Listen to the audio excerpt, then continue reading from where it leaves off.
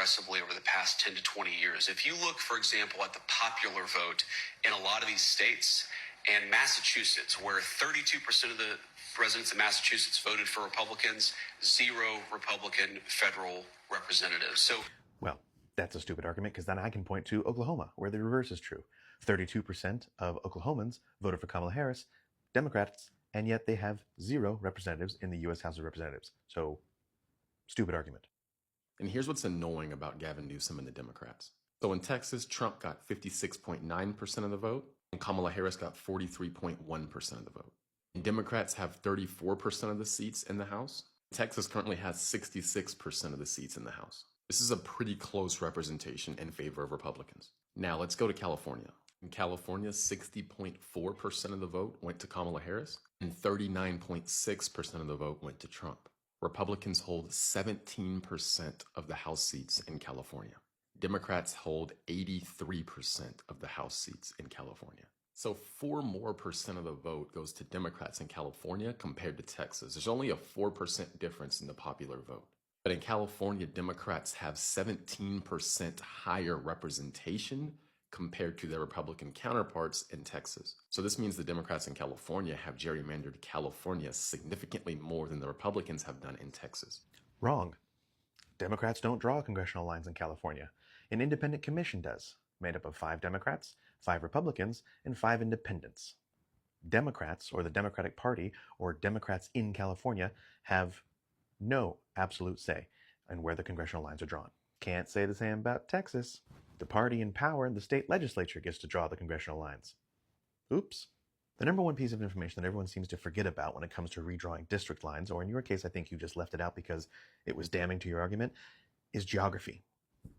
In order to draw congressional districts, you have to have people to live within those districts, right? And that simply comes down to math. So let's talk about Massachusetts. Since the vice president brought it up, I'm going to turn to Samuel Wang, professor at Princeton University, who leads the Princeton Gerrymander Project. It's a group of researchers who grade the various states based on the severity of their gerrymandering and who it favors the most. Let's hear what he has to say about Massachusetts. Professor Wang, you're saying that that is not a fair characterization of the situation? No, not at all. So that particular point about Massachusetts it's sort of interesting. In some ways, it proves the point. I mean, let me put it to you like this. Because we have districts, the math of redistricting does not allow representation to be perfectly proportional to the vote.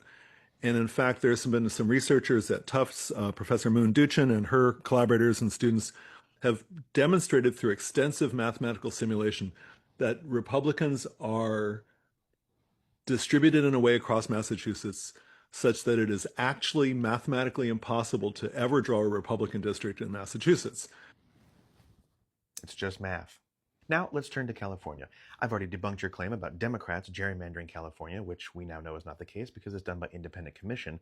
But let's hear what Professor Wang has to say about that. But yet you've got roughly about a 60-40 makeup electorally where Republicans win across Texas. But you got California, which is roughly 60-40 the other way. But they only have 9 Republican seats out of 50, 3 or 4. These kinds of arguments about proportionality are just wildly deceptive. I think anyone who studied redistricting in detail understands that you have to draw the districts where people are.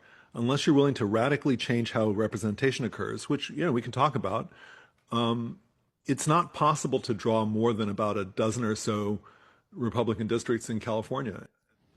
And to recap, why is it not possible to draw more than a dozen or so districts of Republican voters in California? Because people don't live there. So all this is to say is, sorry, Jeffrey, but you were wrong. Every point you made, or the justification for the points you were making, is wrong, factually incorrect. In fact, the premise to your entire argument is incorrect. Democrats are just now playing catch-up to Republicans when it comes to gerrymandering. The high water mark in this country was 2012. Republicans were engaged in aggressive gerrymandering tactics in places like Wisconsin, Pennsylvania, North Carolina, Texas, Virginia. After all was said and done, Republicans artificially held a 20-seat advantage in the U.S. House of Representatives relative to the popular vote at the time. So, are Democrats now engaging in aggressive gerrymandering tactics? Of course, but it's only to catch up to what Republicans have been doing since 2012. They're the ones insisting on playing in the mud. So we're saying, fine, we'll bring the water and the dirt.